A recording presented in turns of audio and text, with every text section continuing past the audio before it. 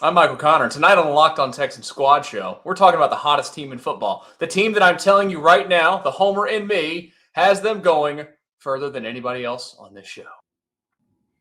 I'm back. I'm John Hickman. And this could be a victory December for Houston. Every game moving forward could be looked as a trap game. So we got to talk about what Houston needs to do to avoid falling and keeping their playoff hopes alive. Stan Norfleet here. Appreciate you checking out the Texan Squad Show. As we put the finishing touches on celebrating the Houston Texans winning 6 in a row, most definitely one of the hottest teams in the league. And they did a great job of avoiding the trap game versus the Cardinals. A worse Las Vegas Raiders team comes up here to NRG on Sunday afternoon. Will they fall for the Demanda in the tailpipe this go around? We'll talk more about that right here on the Texas Squad Show. Yeehaw! It's time for the Texans Squad. Everything Houston Texans, every week. Bringing you the big hits, game-changing plays, and all the action straight from the Lone Star State. The way only the Locked On Podcast Network can. Saddle up and squad up. It's the Texans Squad Show, starting now. Welcome on a Wednesday evening to the Locked On Texans Squad Show. Whether you're watching live, watching later on, and whether it's podcast or video, we appreciate you. Make sure that you're always here every week as we're live midweek. And then, of course, after the games wrap up, to break it all down, I'm Michael Connor, Stan Norfleet and John Hickman with you. We got John back after he was at the game this past weekend. We got a lot to get into tonight on the show. Tonight's episode is brought to you by FanDuel. If you want to be right in the middle of the action this season, visit FanDuel.com and place your live NFL bets all season long. When it comes to what we want to get to tonight for this show, of course, we're going to get back to a little bit of last week. Not too much of a deep dive into it because, look, they just smacked out of a bad football team. We will take a look at the Raiders game in the last segment a little bit, I'm sure, because, well, it's a game. We do want to talk about the trap aspect of this. I have a question for you guys that I want to ask about what can stop this team, and I'm not letting you have an obvious answer to this. We'll talk about it in a little bit. But, guys, first of all, of course, we've had a couple of days since the Cardinals game, and John, you can lead us off tonight since we did not hear from you after the game on Sunday. What did you think? What have you thought since then? If you reviewed anything, and where the team or what the team looked like, and what was an overall very easy victory? Number one, good things happen when Houston offense is getting Nico Collins the ball, and so I think that needs to be, continue to be a trend. The final 3 games of the year going into the playoffs. Excuse me. I thought that C.J. Stroud had a good game. I did. I thought this is, and I'm going to echo DeMeco Ryans. I think this is one of his best games since returning, of course. But when we look at the course of the year, Baltimore, San Fran, and he didn't get a chance to finish against Denver, but Arizona, the 3 best games that I thought he played this year. If I'm nitpicking the game, it is absolutely Houston offense at times can go too long without finding Nico Collins. And I have a problem with that, but I did appreciate C.J. Stroud playing that old school style of point guard. Just everybody can get the ball, everybody can eat. But Nico Collins got to get the ball a little bit more, right? 3 targets ain't enough. Also, I thought it was important to see what Jawar Jordan could possibly give Houston. I'm not going to hop on the train and say he needs to be RB1. I'm not going to do that. But Nick Chubb, a little banged up, right? He's up in age. He did practice today for the Houston Texans. I think with Jawar Jordan playing as well as he did, it gives Houston a couple of things. Number one, Woody Marks has left and returned the game in the last 6 to 7 games, right? So obviously his body in the long season has been for Houston, may need a rest. Again, with Nick Chubb and his age and his injury history, Jawar Jordan could possibly just be more of a relief back, right? Not necessarily saying he should start the game, but maybe not the amount of same snaps that we've seen, that we saw from Jawar Jordan and Nick Chubb throughout the year, to limit those snaps to make sure that the room all together is healthy going into the playoffs, which I think could possibly end up being a blessing in disguise for Houston. Do we trust Dare on the ground? I don't know. Typically, when he's out there on the field, we pretty much know Houston's going to pass the ball. I thought Jordan ran the ball well enough. Woody Marks has been what he has been for Houston this year. And Nick Chubb still averaging 4.1 yards per carry. So he's been solid. It ain't been explosive runs. It ain't been eye-popping, but he's been solid when he's gotten the ball. I think this could possibly be Houston's best running back group all year moving forward. I just want to see Jordan continue to get reps. So those are my takeaways and leftovers from the Cardinals game. Good offensive performance. Hey, they scored points in the first quarter, 17. That's been an issue for them all year. They scored points in the third quarter. They built the lead up. They was able to get it done. Stan, a couple days later, your anything that we didn't get to on Sunday that stood out to you? Well, obviously Sunday was the Jawar Jordan game. As John Hickman just outlined there, Woody battling that foot and knee as of late, in and out of the lineup. And John is correct when you think about Nick Chubb not going. I thought it was a right decision to get him some rest. I'm more prone to do that again this week. Again, he practiced today. So we'll see what he looks like here in a little bit. Ironic to note, just a little sidebar, how about Woody Marks has 2 explosive runs, according to ESPN.com, on the year, same as Nick Chubb. And Nick Chubb is averaging 4.1 yards a carry versus Woody's 3.6, I believe. So it's just interesting to see the comparison and contrast of the 2 different styles of those backs. I'm not ready to put Jawar Jordan as running back 2 as Woody's touches have increased, even though he had a hell of a game and the first 100-yard rusher for the Houston Texans on the season. Congratulations to him. But I'm not ready to put him ahead of Nick Chubb just yet. When Nick Chubb is healthy, he's going to be able to help this team pass pro, tough yardage because of his body and his makeup. So this is clearly the Jawar Jordan game. Congratulations to him. That check on Tuesday looked a lot different than those practice squad checks. And he'll get another one as he's been elevated to the 53-man roster. So congratulations to him. He'll get real money back-to-back weeks. That Galleria hit different when you can slip up out of that Joey Uptowns and go over there. Come on, man. Come on, man.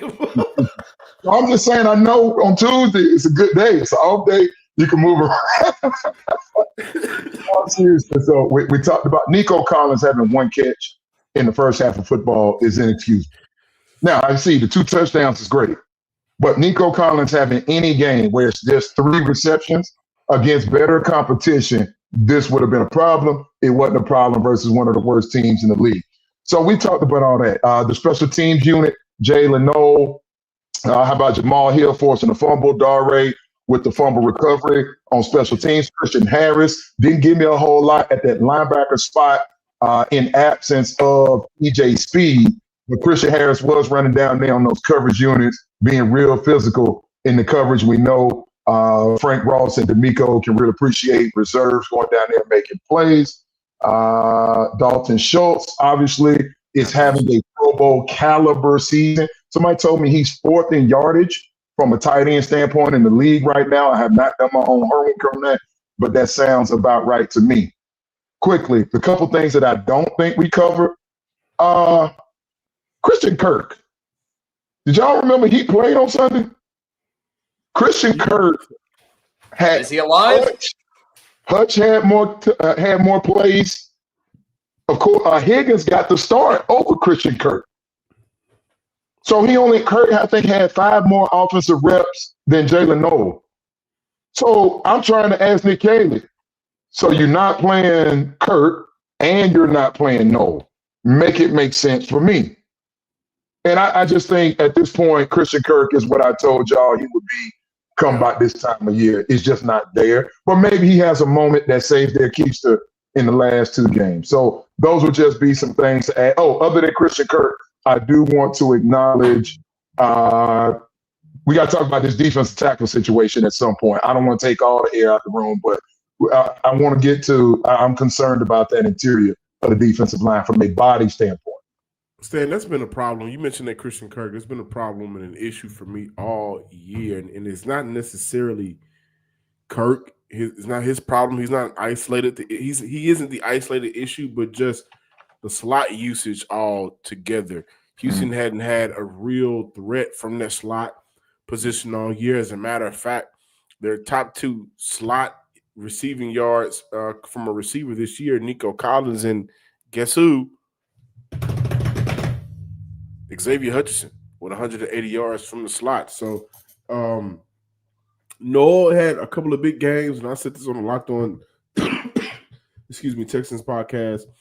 he had a couple of big games since then. He's been extremely quiet. Kirk started off the year somewhat having an impact on the offense, very minimal, but 3 straight weeks now with under 10 receiving yards. I mean, the slot usage and the guys all together that's, quote unquote slot players, receivers, they haven't given Houston much of anything to work with this year. I don't know if that's a Nick Kaling issue.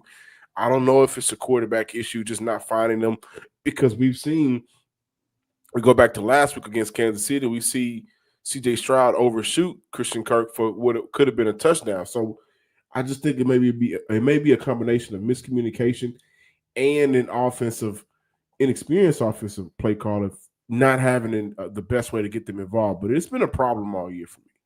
It's interesting you say that. Let's talk schematics for a little bit. When I think about Nick Caley's professional profile, when you're not using the slot, and I'm sure there's some advanced metrics out there that somebody will go find and put in the comments or send it to us on social.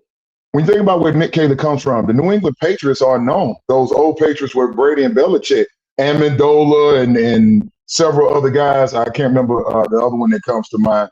But those guys made their living in there in the slot. Even when you get over to his experience with McVay and the LA Rams, they line up Puka Nacua in the slot a good portion of the time as well. So you would just think the value and the reason you want to, when you put your slot guy in there, the slot guy gives you a two-way go, and you typically have mismatches with twitchy guys versus linebackers and safeties. So to not target the middle of the field, to not target the mismatches from a slot position is a bit perplexing to me, especially when, Kirk was a free agent signing. He's making very good money. We know that. And then you invest a third round great money. You invest a third round draft selection in Jalen Noel to not be using either of them in the capacity that they are best served. It's something that I think D'Amico and Nick Caley may be missing the boat on. Yeah, I mean, really, that's something that the Texans' history has been, is they've never had they've never really had slot guys that have been worth a damn, which is crazy. It's something. It's kind of like the tight end answer to that problem too, but Bill O'Brien just Kiki QT. I at the time I thought he could have given us something. Oh, Julian Edelman. That's why I couldn't remember. The other one, think about that New England system. What they do in that system. One of those little white guys from Texas. Yeah, one of the little white dudes that's catching a whole bunch of footballs. Yeah, the ones I'm talking about. And Stan, on your point, I looked it up real quick on Dalton Schultz a minute ago. I was trying to find the stats. 6th in receiving yards for Dalton Schultz in terms of tight ends this year, 650. He's 8 catches away, by the way, from his career high, which is 78. He's got 70 on the year for 650. He's already topped his total yards from last year. Yep. I mean, look. Okay, how about that question? I mean, after his contract's worth it now, right? Based off the way he's played this year. Yeah. And I think he has a year left on that deal, because the first year he was traded for this 1-year deal. Gave him a 3-year that kicked off last year. This is year 2. This is 2. I have so the guaranteed money is up. I have no complaints about Dalton Schultz. I think he's been much more of a willing blocker this year. Obviously, you don't pay him to block, but just his overall involvement in the offense and the small things that has helped Houston succeed this year. Excuse me, when they have succeeded. I have a call to action, though, and you guys let me know how you feel. And I'm not asking much from this guy, but I do think when we look at the running back room and how the bodies have been kind of breaking down between Woody Marks and Nick Chubb, and we're looking for Jawad Jordan to give Houston a little bit of something. Not saying that he needs to be the savior, but I would like to see a little bit more from Cade Stover. Houston has not had a consistent tight end 2 all year. Injuries have hurt him a lot. And I think with how this offense has operated majority throughout the year, it's very much a hands-on deck. So can Cade Stover just give Houston a little bit more? I don't know what that looks like. I think he's done a good job being an option underneath, picking up additional yards underneath. Not nothing big, but just a solid underneath player from those out routes or dump off on play action. So I am looking forward to seeing what he can add to this tight end room as a receiving threat and a blocker going into the playoffs. I think Nick Caley's told us what he thinks about the tight end group. Now, granted, Stover has been out recovering from injury for quite some time and has slowly got himself back acclimated. You see Harrison Bryant is activated on game day. They kind of pull him up and put him back down on the practice squad. I think he was banged up at one point and missed some games. That's why the Texans are leading the NFL in that jumbo package. When they really need to get Blake Fisher at tight end, they put him up on the line of scrimmage, and he functions as a pseudo tight end. The problem is he's not catching passes. So defenses know how they're going to defense that and how they're going to deploy their personnel. So it's a little bit of a giveaway. I, too, share your desire for Cade Stover to take his game to the next level when his body is healthy. But the bottom line is the drop-off is just so steep from Dalton Schultz to Cade Stover that I wonder this offseason, what will they do? Now, they extended Brevin Jordan, and they gave him some dollars to come back next year. So clearly his recovery from that ACL looks to be on track. But I still wonder if they're going to go into the draft or get another veteran that might solidify that tight end 2 spot. And I want to end by saying this.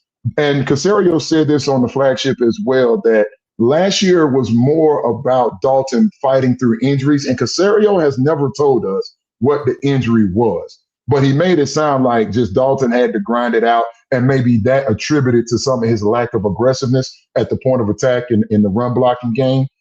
But this year he's healthy. Well, he's playing better through. He's nicked up. He's got a chest or a shoulder. You can see the tape. What is it called? What is it called?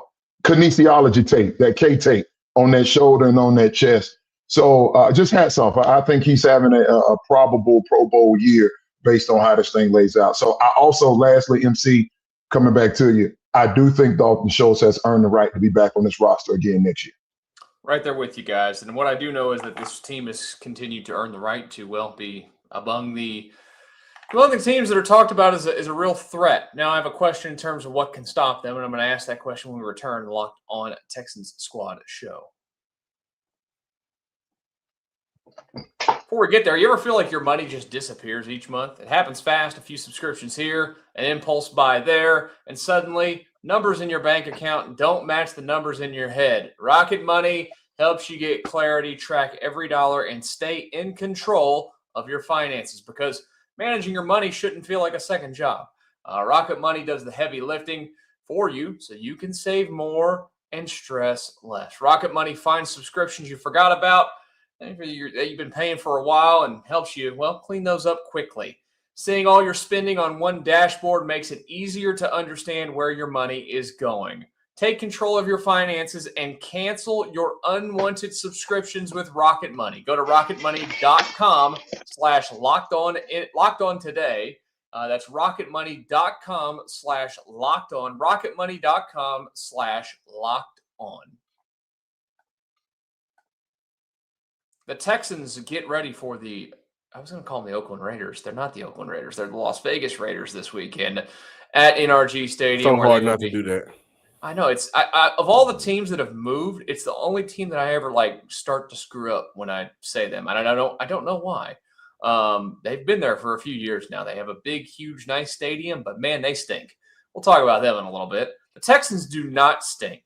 Now, guys, one of the themes of this show, which, by the way, welcome back to the show, Michael Connor, Stan Norfleet, John Hickman. Make sure you're listening to John, by the way, the Daily Locked On podcast. All right, the theme of this season, the theme of our conversations overall since we've started this show back in, what did we start? March, April, something around there? It was before the draft. April, May? Something like that. Oh, it was before the draft, so that had to be. Yeah, I think it was the last before draft. That might be right. Okay. Offense. So, on this question, you don't get to use the offense as your answer. The Texans are on a run right now. They've won 6 in a row. They've won 9 of 11. 9 of 11. Thank you very much. What can stop them that is not the offense, Stan? Well, I hinted at it to open the show, my soliloquy to get us going here. They now lose Mario Edwards Jr. for the year to go along with Folo Fadakasi is on IR. They also have, who's the other one? I missed one. Tim Settle Jr. Tim Settle is currently on IR. Kurt Heinisch is currently on IR. So this defensive interior is down to Sheldon Rankins, a baller, Togiai, who's been playing extremely well with the reps and the opportunities he's been given. And then they've got Danico Autry, which is a guy that can do a little bit of both on the edge and reduce down into the interior. And D'Amico, Rankins and Autry were both do not practice today. They also have Naquan Jones, who they signed from Buffalo. Yeah, Naquan Jones is a guy that, I think Naquan Jones was with the Chargers. I think you're talking about Daquan Jones was in Buffalo a little while ago. This is Naquan with an N. He comes over for the Chargers. Now, I don't know much about his game, but what I can tell you is it's highly unlikely he's as good as Tim Settles and Rio and, when Kurt Hinish is in there and mixing into that rotation. So, and the reason I bring this up is when you get late in the year, kind of what Wade and I were talking about on Sunday, when you get late in the year in the pro football and you start going outside of some of these climates, running the football becomes paramount because it lessens the likelihood to turn the football over. You control the time of possession, all of the same reasons that we know. Well, if you're not strong down the middle of your defense, it keeps the ball in the hands of a guy like a Josh Allen, not to mention the mobility of a guy like a Josh Allen, the mobility of a guy like a Bo Nix. If the Ravens are able to make it into the postseason, you understand my point. If you couple what's going on the defensive interior with what's going on at that safety spot. Now, Petrie's a ball, and we know that playing that nickel corner. But when you're that MJ Stewart gone, when you don't have CJ Gardner-Johnson, we know they booted him out. We still haven't seen Jimmy Ward. So I start looking at that's a lot of pressure on EJ Speed is banged up right now. Christian Harris, when he got in the game, didn't play very well at that linebacker spot. So it's really Henry T and Aziz and that defensive line getting thin. It just gives me some cause and concern. The interior of that defense could be a problem down the stretch. Is it a problem for you, John? Before you give us your answer to No, it is a problem. That is a problem because they were playing with such great chemistry. I thought that they were just aligned with what the other player aside of them were doing. The outside guys flushing everything back on the inside. Or at times, Tim Settle, not a household name, but I think he's got a very underappreciated tenure so far at Houston. Just he be whooping guys on the inside, man. What was it at 5 sacks this year? Well, I know he was at 5 last year, maybe 3.5 this year. And so those guys just played extremely well. They were a big reason why the Houston Texans are the number one defense in the NFL. And I'll say this: Tim Settle been out for the last 2 weeks now. Yeah, sounds right. It ain't been a lot of sacks, right? Against Buffalo, yeah, they were eating, but there ain't been a lot of sacks since then. And I think D'Amico Ryan's talked about it. They didn't play to their standard. They got guys that's been there all year that are no longer there. So I absolutely agree with Stan, the D tackle unit who I've praised all year. That's a group on this team that don't get talked about a lot because every other maybe position around them got the names. But those guys have played extremely good football for Houston all year. Can I add something right there before you go to your next point, John? I just want to – I went and looked at some data. The Texans, I believe, have the 4th best run defense from a yardage standpoint, and they also have the 9th best run stop win rate percentage, according to ESPN and Next Gen Stats. So they've been doing an excellent job in stopping that run, and a lot of that has been because of the run fits of that defensive line, those interior guys. When you play that wide 9 concept that Will Anderson and Danielle Hunter are doing out there in space, trying to create one-on-one matchups, you're able to play that type of defense when you have fast, athletic linebackers. You think about a guy like Aziz and EJ Speed. When you have Christian Harris, and I don't know we're going to see him where he was, but I'm just saying guys with an athletic profile like that, you can play those types of defenses, and that's what's been happening. But a big piece of that, when you hear the number 4 rusher defense and the number 9 run stop win rate defense, a big part of that are those guys down there on the interior, Tommy Togiai, becoming a fixture in that rotation. So it's just something to keep our eyes on. And you know what else those injuries do, man? It just messes with the depth of that unit. No question. That was a deep unit. During this 5-game win streak, they got Tommy T-Ball, and like you mentioned, you threw out the names already. Sheldon Rankins, Mario Edwards, Danico Autry, Tim Settle, Tim Settle. Those guys heralded names that really did a lot of work. For sure. And able to stay fresh. That's You're able why to stay fresh. that was so good, because Yeah. you may see them for a couple of drives and then they may switch out. But the drop off wasn't there. Like it was the same type of pressure and run defense that the other guys had. One thing that I think can hurt Houston on this run right now, the penalties. They continue to be a problem. What is it? 5 games with 40 or more, 4 games with 60 or more penalty yards. They got a couple of games with a penalty yard. Cardinals. Yeah, they got a couple of games with 80. I think they got one game with over 100 penalty yards. And we know in the playoffs, those penalty yards will cost first downs here. You may think you're about to get off the field like against the Cardinals, but hey, damn, a Jalen Petrie penalty kept them on the field, right? So things like that.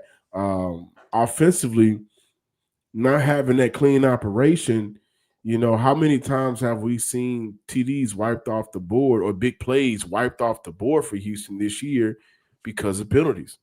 I thought that Dalton Schultz touchdown was against KC, the illegal shift. Yep. I thought that was a beautiful play. We can't talk about it too much because of the penalty. The only thing we could talk about from that play is the penalty itself. And I thought that was a bogus call, but moments like that, when you get to the playoffs and you're now playing the best of the best, and granted, Houston has played the best of the best in this 6-game win streak. They played KC. They played Buffalo, who's hot right now. Josh Allen's back in the MVP conversation. They played Indy. They cooled off Jonathan Taylor. Is Jacksonville in that? They hadn't played Jacksonville yet. Well, they played Jacksonville, but Jacksonville was that in that win streak? Yes. Yeah. Okay. Yeah, the win streak started with Jacksonville. But Jacksonville, I don't think they were playing their best football when Houston played. No. I'm just acknowledging where they are now. Like they are leading the division. So I'm just giving to buffer your point. Jacksonville is a legitimate win. They hot. They are. That's a legitimate win. But penalties in the playoffs can cost a team all the momentum, and they can flip the game. Especially considering now we can't say the O word, right? We can't say the not allowed word. Not allowed to say the OFFE. I'm gonna spell it halfway out. But with that side of the ball being so inconsistent and up and down, those penalties can cost you. It can flip the field. It can take points off the board. And I think Houston has shown all year that they still struggle with penalties. Penalty yardage, according to Team Rankings, a site that I swear by. Love that site. 2, 4, 6, 8. The Houston Texans are 8th most penalty yardage per game at 58 penalty yards per game on average. That's 8th most in the National Football League. And that's down from the 60 yards per game it was a year ago. Directly in front of them in terms of who's better, Chicago is a little bit better. Tennessee is right behind them. So they in the same neighborhood with the Tennessee Titans penalty-wise. How many playoff teams are in front of them? Chicago, you mentioned Chicago. Are in front of them as in have less yardage? No, more. Or more yardage? You know who has the most penalty yardage per game in the league? The Denver Broncos, followed by the Jacksonville Jaguars. The Kansas City Chiefs come in at 6, then the Tennessee Titans at 7. So Tennessee's out, Kansas City's out. You got Denver's a playoff team, Jacksonville's a playoff team, Dallas is still alive, Philadelphia's still alive. So 4 of the 7 teams in front of the Texans from a penalty yardage per game standpoint are playoff contenders at the moment. It was kind of you to say that the Cowboys are alive. They're dead. We all know it. They're not mathematically eliminated. And the only thing Dallas has to hang their hat on right now is high school football. Wow. And C. King going to take care of that this Saturday. I'm just throwing it out there. They could. There you go. All right, so there's your guys' answers. We got more to get to with what I want to see out of these guys, but we'll get to all of it, and of course the Raiders matchup this weekend as we continue the Locked on Texans Squad show. Before we get there, though, NFL season moves fast. Sundays move fast. NFL Sundays, one big play, and suddenly everything feels different. That's what makes live betting with FanDuel so exciting. You're not just watching the game, you're reacting to it in real time. With FanDuel, you can place bets as the action unfolds. Every drive, every momentum swing, every highlight moment Live betting is the best when the game starts to shift, when a receiver gets hot, a defense tightens up, or the momentum flips after a turnover. FanDuel, and let's jump into that moment. And look, if you like the Texans this weekend, you like having a little bit of money on these things to make it exciting, the Texans are the biggest favorite in the NFL this weekend at 14.5 points against the Raiders. That is a huge number. Over-under in the game is 37.5. So going to be interesting to see if the Texans can cover that and if they can hit that over-under, because you don't think that the Raiders are probably going to score many points in this one. We will absolutely have to wait and see. So if you want to be right in the middle of the action this season, visit FanDuel.com and place your NFL live bets all season long. FanDuel, the game moves fast, so can you. Squad show continues. Michael Connor, Stan Norfleet, John Hickman. Guys, yeah, I know you heard that there. 14.5 point favorites are the Texans this weekend. That number is I can't remember seeing the last time the Houston Texans were that big of a favorite in a game. Yeah. I don't think it was that big versus the Tennessee Titans. It wasn't that big versus that banged up Baltimore unit. Even versus Arizona last week, it wasn't that big. So that is definitely the biggest spread of the season by far. And then look, the Raiders are an awful team. They got smacked by Philadelphia last week, and Philadelphia's trying to put it together. They were reeling 3-game losing streak coming into last week, but they thumped the Raiders 31-0. Pete Carroll is in the media out that way telling people he's not coaching for his job. His team haven't quit. When coaches start talking like that, that means you're coaching for your job and your team has likely quit. Yeah, it's not a good situation at all. It's nice to be on this side of things. Geno's back. Yeah, that was yeah. Kenny Pickett was at the helm last week. Yep, good point by you, John. How many interceptions will Geno Smith throw this weekend? That is the real question. It's a great question. Houston got 4 players with 4 interceptions. 3 players with 4, and Stingley has 3. Geno's thrown 14 this year. I don't need to know what the prospect is on that. I may take that more or less. I'm gonna say 2. Geno throws 2 He's picks. not thrown 2 in a game in a while. I'll say that. I'll give him 1 in a game since. Yeah, he hadn't thrown 2 in a game since October the 5th. How much football has he missed because of being benched? I mean, he played on the 7th. He threw a touchdown in that one. Maybe again, he's thrown 14 interceptions this year. So I bet Stingley or somebody's getting one of them this weekend. Somebody's going to get him for 1. Yeah. Oh, yeah, for sure. I asked you guys the question about Texans. I'm sorry, MC. Go ahead. The Texans have the second. The Texans.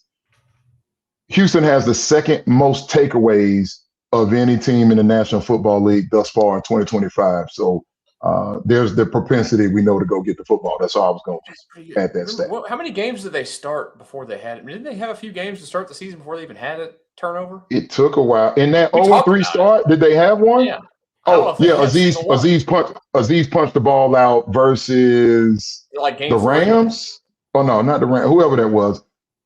Tampa. No, it wasn't Tampa. But Aziz punches the ball out early in the year. That was one that comes to mind. That might have been the first. Yeah, I just remember it taking a while because I remember it being something we talked about how they just weren't getting turnovers.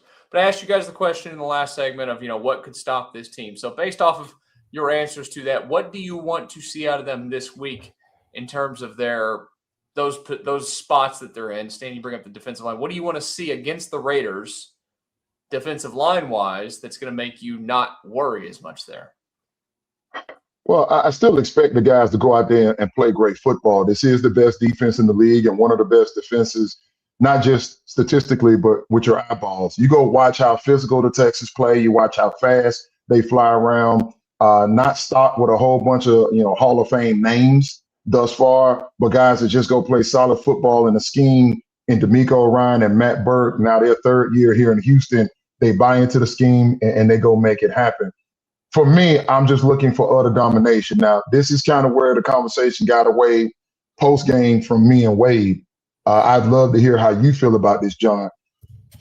See, I get it. The fans are going to do their thing. I understand it.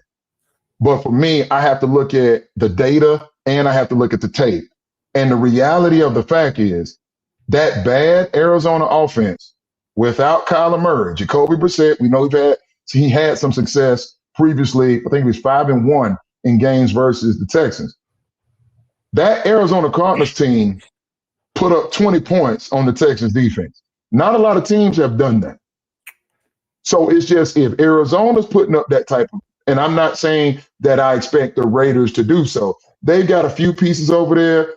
Genty has been okay. Brock Bowers last year, many considered him the best tight end in football. They don't really have the weapons on the perimeter. The offensive linemen are terrible.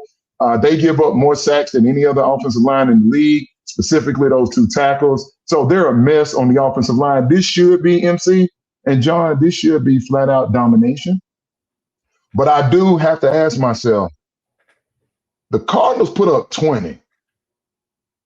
And it just makes me think about moving forward. But for this week, I have no concerns. To your question about, you say you and Wade had y'all heated conversation, which I'm mad I missed. It's archived. It's on demand. Go to the Locked On Texans Squad show. The last 30 minutes of the show. When I say I missed, it was a debate show for sure. When I say I missed it, I'm mad I wasn't, there at that time to get that. Right. Shout out to the homie Wade. Absolutely. D'Amico Ryan said we didn't play up to our standard. When he came into the post presser, they just won. They put up 40. And I swear his energy was just pissy. Was it pissy? It wasn't. I'm not going to say it was pissy, but it was just disappointed. Dissatisfied. Underwhelming. Right. So they play. So basically, they played down to the competition. Is probably the and still put up 40. Yeah.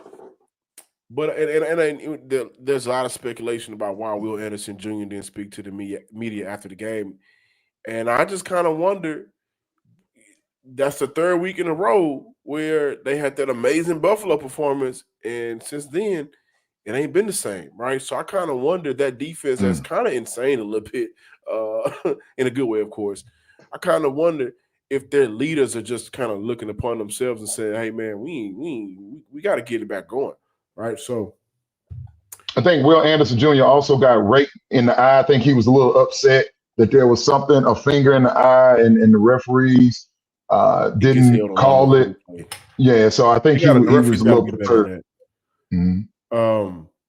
But you know what? We talk about moving forward with the Raiders, and MCU asked us, what can hold the Houston Texans back when we can't bring up the offense?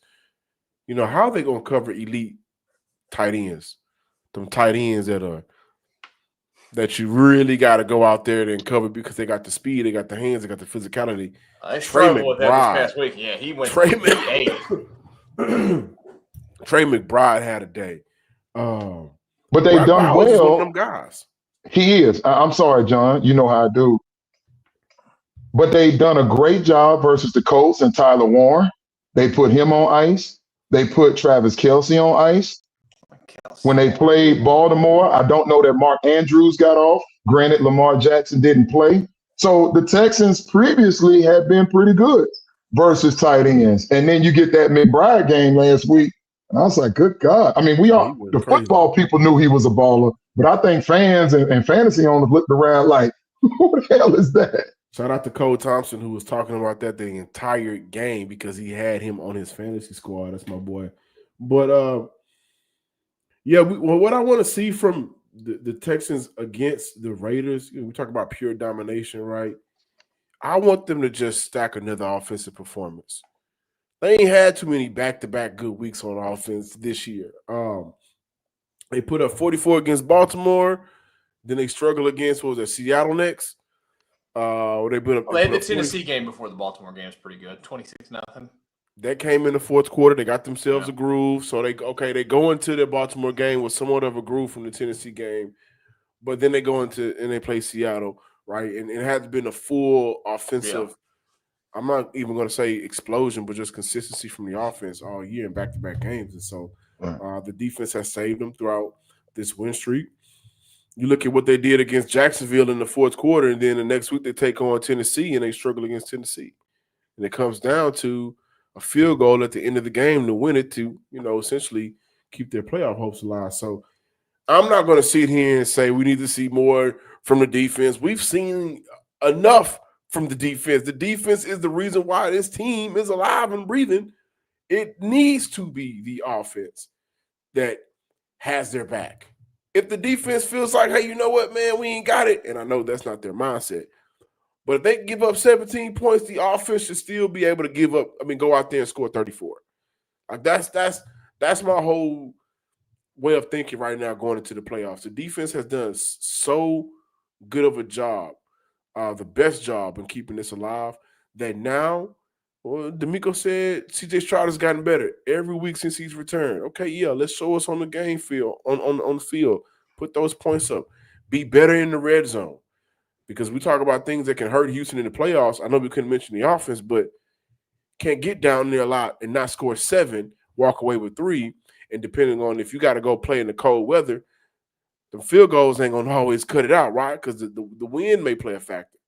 So be better in the red zone. Be better as an offense. Just put together another offensive performance to where throughout the week we're talking about them guys in a positive light. That's what I want to see. I think this thing needs to be as clean as it was versus the Cardinals. C.J. Stroud, no interceptions, didn't put the ball in harm's way. He took what the defense gave him, not forcing the ball down the field, making good decisions. I think C.J. Stroud was 22 or 29.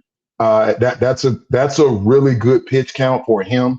I get a little uneasy when certain quarterbacks start getting in these shootouts. I don't know that based on where this offense is in its development and infancy stages, I don't know that that's the plan in the best case scenario, which means what? You have to be able to run the football. This offensive line with Trent Brown at right tackle and Titus at left guard, this has been the best version of the Texans offensive line. We're not having those conversations. I think C.J. Stroud was sacked. Was he sacked once? He might have got out of there clean. I can't remember. Okay, so he was sacked once. So they've been doing a really good job with that. We know what they did on the ground game. The running backs versus the Cardinals, largely due to that offensive line and the running of Jawar Jordan. 27 attempts by the 3 running backs, 133 yards. Obviously, Jawar Jordan did his thing, and that's where my second point ends. Jawar Jordan, congratulations. But guess what? And this is what they're telling him in the building, so I'm not being insensitive. Nobody cares. That was last week. Go do it again. Because to earn your stripes in this league, you got to do it every week, and you got to be in position to do it every year. We've seen a lot of flashes in the pan. Jawar Jordan has got to prove, and I think he's going to get his opportunity to. Nick Chubb, again, did practice today. We'll see where he is as the week progresses. I would probably throttle back on Woody Marks' touches. I would probably go a little bit more with Chubb if he's able to go, and let's give Jawar Jordan, who has earned another crack at the plate. We'll see if that was going to be one of my questions for you guys before we got out of here tonight was, do you see a situation where you're resting guys at all this weekend? Or do you get halfway through the game and you're kicking their backsides and you say, okay, I'm sitting guys down? Going into the fourth quarter, if there's a good lead that the Houston Texans have, a 2-score lead in the fourth quarter, and given what that offense has looked like all year for the Raiders, yeah. And I also would say this, I think it'd be beneficial if some of those guys are pulled, like if we don't see Nico Collins in the fourth quarter, I think that'll be beneficial for Higgins, Hutchinson, and them guys. Don't forget, slightly shorter week next week. Play on Saturday instead of Sunday. Chargers game is on Saturday, yeah. So I'm more prone to say, look, Nick Chubb, because they're going to need him in the playoffs. You can trust a veteran in the playoff. So, that rib for a running back, that rib, that core, that abdomen area, that's something that obviously they need. You're going to feel that every single play, regardless if you're toting the ball or not. So I'm more prone to ask Nick Chubb, if he's not fully ready to go, I'm okay with throttling him down a little bit. And quite frankly, I feel the same about Woody Marks. Woody's dealing with the foot and the knee. There is no need this week to force him into action. You got Dare Ogunbowale there if things just absolutely go left. And a name that I haven't heard a lot of people say in listening and reading to the coverage of the Texans, British Brooks was a running back when they brought him in. He's a recent convert to the fullback spot. Perhaps in certain situations, you line up British Brooks to get some of those tough yards, give him some opportunities for some short yardage situations. And then between him, Dare, and Jawar Jordan, you got enough there to get you out of going up against a defense that now there's a ball on that defense now. Max Crosby is one of the best defensive players in this league, no question. He's an animal. Now, does he have enough dogs with him? I mean, there's some names over there that people would recognize, but there's nobody over there that's playing at a level anywhere close to how Max Crosby plays. So we'll see, what type of opposition. But when you practice against Will Anderson Jr. and Daniil Hunter every day, Trent Brown has seen certainly enough football. Ariante Ursery at this point in the season is no longer a rookie, at least until he gets to the playoffs, and then he'll see a different level of speed once we get there. But from a regular season standpoint, Ursery should be able to hold his own mostly versus Max Crosby, though Max is going to beat him some. He's a great player. Crosby with 10 sacks on the season. Hopefully he will be adding to that total on Sunday. We'll come back for our final segment, get some final thoughts on this one, and of course take a feel of how these next 3 weeks are going to go for this Houston Texans team on the Locked On Texans Squad Show. Squad Show continues. Michael Connor, Stan Norfleet, John Hickman with you as we are every week. We appreciate you guys. You're watching live. Always come back, watch us live midweek and after the game, which, by the way, for those of you that have not paid attention to it, because the Texans typically are, of course, 12 o'clock starters for most of their games every season. 3:25 this Sunday, and then 3:30. Yeah, 3:25. You didn't know that? I didn't know that. My weeks are going so fast. 3:25. So we won't be on until probably about 7 o'clock Sunday night. Can I say something about Ariante Ursery? Go ahead. He has been left on an island nearly 60% of the time this season. He has around an 85% win rate. He's been playing good football. Just want to throw that out there. You talk about since the Josh Hines Allen baptism by fire, he's been better. He has gotten steadily better. And I'll be honest with you, there are times I forget he's out there, which means he's not that I'm ignoring who's on front. He just isn't getting exposed. And that was going to happen. Coming into the National Football League, and certainly at that position, you're going to go up against some aliens, and he has learned. And I think he's going to look back 10 years from now, and he's going to thank Lord that coming to Houston and practicing against Will and Daniil and Danico Archery and those boys, he's going to be like, okay, that got me ready. It was rough early, but he settled in. And so, again, like I said, I think he's going to get his pound of flesh versus Max Crosby on Sunday.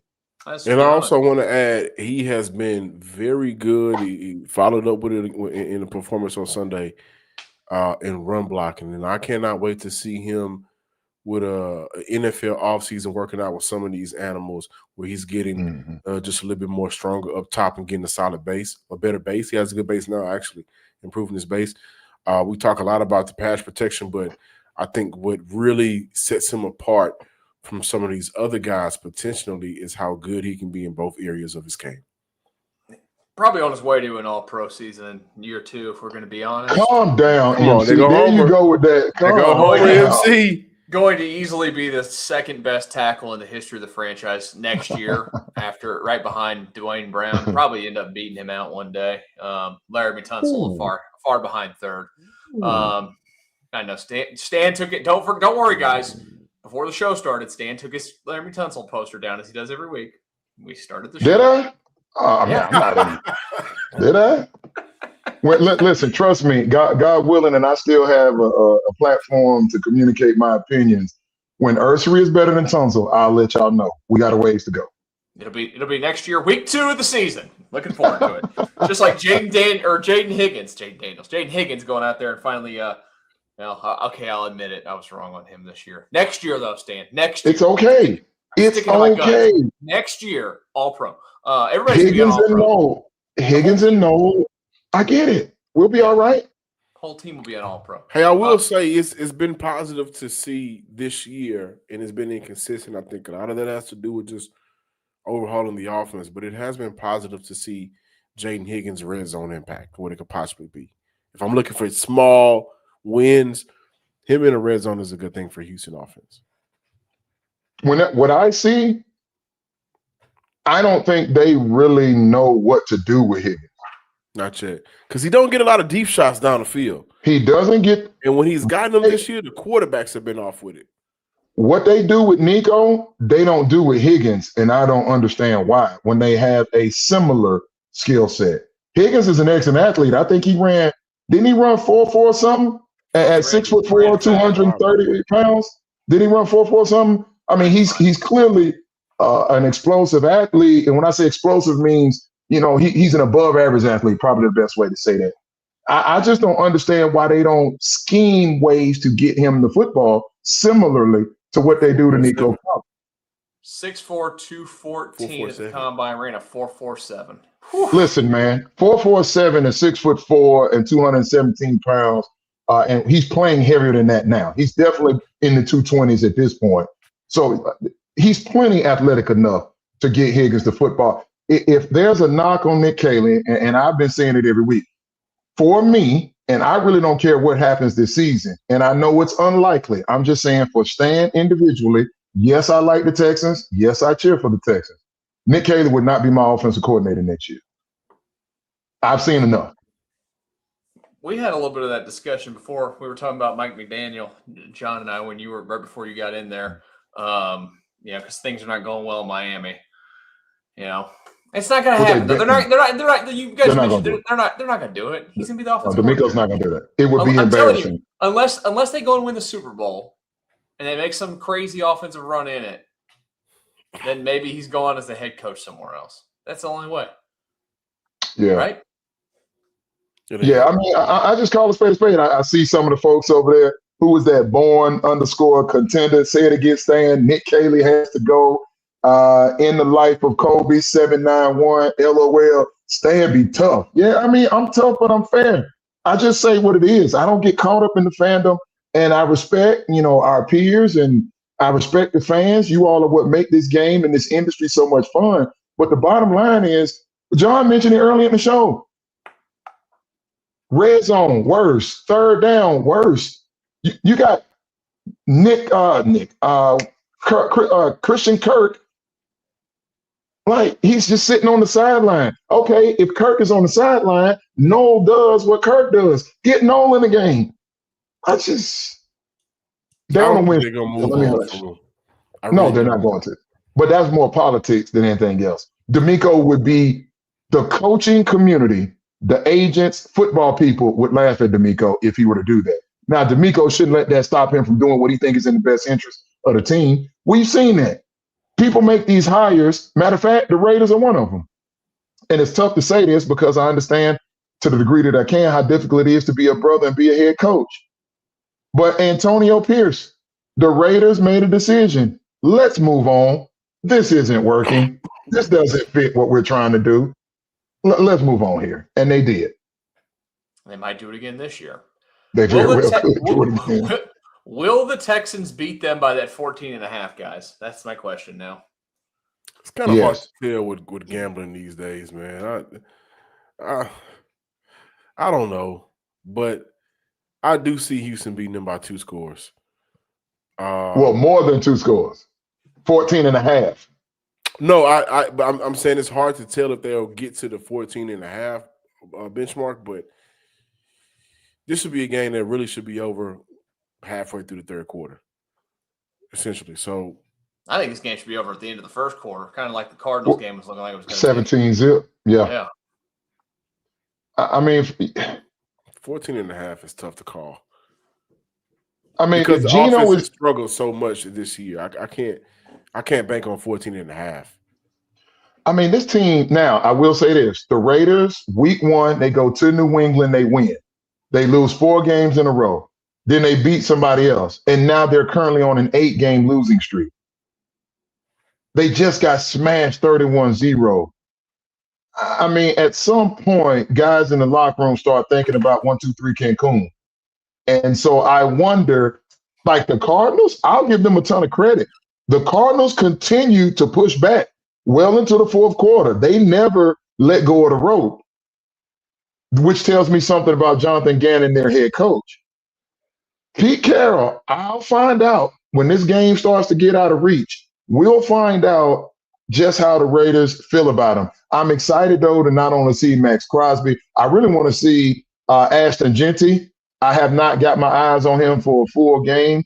The running back, the first-round running back for the Raiders. And I do appreciate Brock Bowers. And I want to see how does this tight end because he's got to be looking at sharp, seeing what Trey McBride just did to this defense. I have for some reason watched a little bit of the Raiders probably 4 times this season, and I think the Texans guys, my prediction for the game, and this is I guess my little parting shot before we get going, and you guys can give yours. I think that they're going to beat the number that they had in the Josh Allen game. I think that this team has a chance to put up 10 sacks this weekend against this awful. It is the worst offensive line I think I've ever watched. Ever. It's worse than the David Carr offensive line that he had in his rookie year. Like every time I've watched them, I'm like, this is. I could rush the passer with what they do. I really do. I think that there's a chance they put up 10 sacks this weekend as a team. Maybe I'm crazy for that, but that's kind of where I'm at. I don't know about 10, but this is one of those Will Anderson Jr. and Daniil Hunter. I think Daniil Hunter is at 11 and a half, 12 and a half. I think he's a sack and a half ahead of Will right now. I think Will's at 10 and a half, I believe. That sounds about right then. All right. I expect both of those guys to just go do what they do, create havoc, be all up in the backfield. You know what Azeez Al-Shire is going to do, leading his team in tackles. Jalen Petrie, I think he's got 4 interceptions on the year, and that's missing a game. You know what he is down at the line of scrimmage and being physical in the run game. This should be flat-out domination, and they need to take care of their business early so they can get off the field and get ready on a short week because they got to it's not just a short week.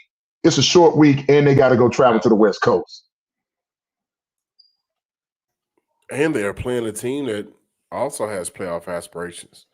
Currently so the 5 Chargers, beating the Chargers could help them out in their wild card seeding as well if they don't get the AFC South. Beating LA could help them out in terms of being between the 7th, 6th, or the 5th seed. So that's an important game that you want to be extremely healthy for. My parting shot is, I just want to see this running back room kind of emulate what they did from the Cardinals game. When this team rushes the ball for over 100 yards, did y'all know they scoring 32 points per game? As collectively, when they run the ball for 100 yards, not just a 100-yard rusher, but collectively, when they have ran the ball this year, they're able to put up more points. So obviously, there's a correlation there. They're able to sustain drives. Sustaining drives, you're on the field a bit longer, and that's where we've seen Houston be able to either, get those good second quarters or those fourth quarters overall. So I just want to see this team that we cover and we've come to love this year do the things that they do well consistently against a bad team. I think the Raiders are allowing 114 to 15 yards on the ground. Reach that, max that out, right? See if you can get a little bit over it. Now, they only allow 3.9 yards per carry. So this is a defensive unit that plays with a lot of physicality and aggression, led by Max Crosby, their leader. But, right now the offensive line is playing some of their best football. Dominate the game. Give your quarterback the time, open up running lanes, get the ball out quickly, get a couple of explosive runs, and end this game by the third quarter. Yeah, Nick Caley's offense answered the bell. I challenged them knowing who these two opponents were. Get this offense in rhythm. Get this offense in sync. Let's get ready for playoff football, which is what Week 17 and Week 18 versus the Chargers and the Colts, respectively, are going to look like. He did that in the first game, right? Putting up 40 points. Now let's see, can you go do it again? And let's see if CJ can continue to make good decisions with the football, regardless of who's back there running the football. Let's make sure we take care of the ball, and your vision be on point. Let's take care of the explosives when we can. Nico's going to be Nico. Schultz is going to be Schultz. But who's going to be that third weapon? Who's going to be the second receiver? Is it Hutch? Is it Higgins? Is Christian Kirk? Every once in a while, every once in a blue moon, he'll pop up and have a 30 or 40-yard reception. Who is it going to be that's going to be that second receiver that can get in a groove as we get ready to hit this playoff stride? So that's what we're waiting on now. I would say Hutch is best positioned to do it, but it wouldn't surprise me if they let Higgins. It's just give or take. It's matchups, individuals on that particular day. I would say Hutch and Higgins are about on the same pace. I think Higgins, yardage-wise, is just a tick ahead of Hutch from the last time I looked. But the bottom line, and I'm going to stick to this, and I know me and Wade Smith, we had a good bout on Sunday in the post game. Right now, the average points per game scored in the National Football League is 22. The Texans are averaging 23 points per game. I don't believe that if the Texans, in the conversation, when you go back and hear it, John, as we get ready for the postseason, and when you're playing those type of opponents, the Chargers and the Colts going into that postseason, the offense must score more than 20. They have to, or I don't think they can win. I agree. Yeah, I guarantee you this: they're going to do that this weekend against those Raiders. Yes, we're going to be talking about it afterwards. Of course, when that game wraps up Sunday, come back to this channel if you're watching on YouTube. If you're listening, head over to the YouTube channel. It's live as soon as the game ends, reacting to what went on the field between the Texans and the Raiders. Wade Smith will join us for that, and we'll all be here with you for that before we do it again midweek next week. We appreciate all of you for watching, listening. Make sure you're hitting the subscribe button. Get in the podcast wherever you get it in its audio form. We'll talk to you again Sunday after Texans and Raiders, Locked On Texans Squad show.